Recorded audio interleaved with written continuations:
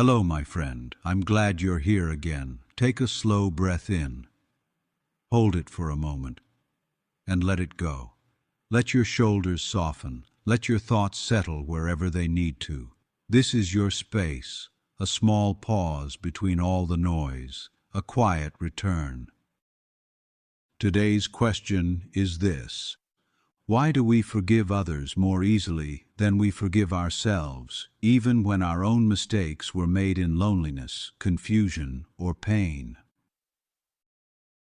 There is a quiet ache hidden inside this question, an imbalance most people carry without ever naming it. We offer patience, understanding, and softness to others, and then turn inward with sharpness, judgment, and silence. Someone we love stumbles, and we instinctively look for context. We see their exhaustion, their fear, their good intentions, but when we stumble, even briefly, something tightens inside us. The inner voice grows colder, less forgiving, more absolute, and we rarely stop to ask why. Think of a moment when someone apologized to you. Maybe their voice shook a little. Maybe they explained themselves awkwardly. You could feel they hadn't meant to cause harm, and something inside you softened. You said, "I understand," or "It's okay," or maybe you didn't even need words at all. Now think of a moment when you made a similar mistake. Did you meet yourself with that same gentleness? Or did you replay the moment again and again, sharpening every detail, turning it into evidence against yourself? We forget that understanding is not something we earn, it's something we deserve. There was a woman who once spoke too harshly during a stressful moment. The words came out faster than her intention. She apologized almost immediately. The other person forgave her without hesitation. They hugged. They moved on. But she didn't. Days passed, then weeks. The memory followed her quietly, showing up when she was alone. She punished herself long after forgiveness had been given. When someone finally asked her why she couldn't let it go, she realized something unsettling. She believed that if she stopped feeling guilty, it meant the mistake defined her less, and she was afraid of what that would say about her worth. Many people live inside that fear, believing punishment is proof of goodness. Or think of someone who carried guilt from a relationship that ended poorly. Years of replaying conversations, years of wondering what could have been done differently. When they finally crossed paths again, the other person spoke with surprising calm. "We were doing our best," they said. "I don't blame you." The weight lifted in an instant, not because forgiveness was given, but because it had always been available. It was simply never accepted. Sometimes the hardest forgiveness to receive is the one we owe ourselves. There was also a man who was endlessly kind to others, the first to listen, the first to comfort. But when his own life began to unravel, missed deadlines, emotional exhaustion, poor decisions, he spoke to himself with cruelty, words he would never say to another human being. One day, someone asked him, "If I were struggling the way you are, what would you say to me?" He answered without hesitation, that you're overwhelmed, that you need help, that you're not broken. Then the question came softly, "So, why don't you say that to yourself?" He had no answer. Most of us don't. Why is forgiving ourselves so difficult?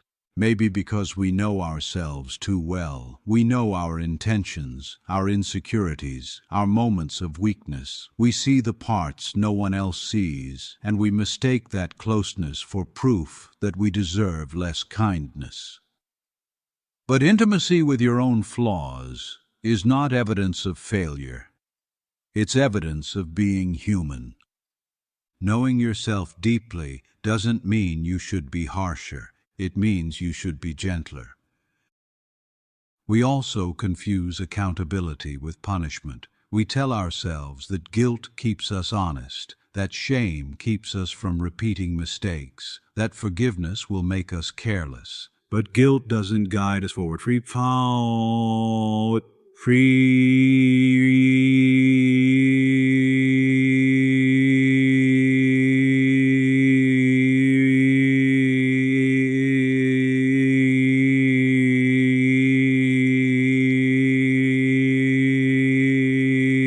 us locked in the past, replaying instead of learning. Accountability says, I will do better. Self-punishment says, I am what I did. They are not the same. You can acknowledge harm without turning yourself into harm. You can learn without condemning. There are often old voices tangled in our self-judgment, voices that taught us mistakes were unacceptable, that failure meant weakness, that love was conditional. Maybe you learned early that compassion was something you had to earn. So now, you withhold it from yourself, believing it must be deserved. But many of the harshest judgments we carry were never ours to begin with. Healing begins when we recognize whose voice we're actually listening to. At the deepest level, forgiving yourself requires vulnerability. It asks you to sit with your own pain without armor, to admit that you were scared, or lonely, or overwhelmed, or doing the best you could with the understanding you had at the time. It asks you to say, quietly, I didn't know then what I know now. I was trying to survive. I am still learning. These truths are soft, and softness can feel frightening when we've relied on hardness to protect ourselves. So why do we forgive others more easily than ourselves? Because we see others through empathy and ourselves through expectation. Others are allowed to be human. We expect ourselves to be perfect. Others are allowed to heal. We expect ourselves to move on immediately. But you are not here to be flawless. You are here to grow. And growth is uneven, messy, full of moments that don't look graceful while they're happening. Forgiving yourself is not weakness. It is the doorway to becoming someone more honest, more resilient, and more whole. Imagine speaking to the version of yourself who made that mistake you still carry, not as a judge, but as someone who understands context. Would you shame them, or would you say, you were hurting, you were learning, you were human? Self-forgiveness doesn't erase the past. It releases its grip on your future.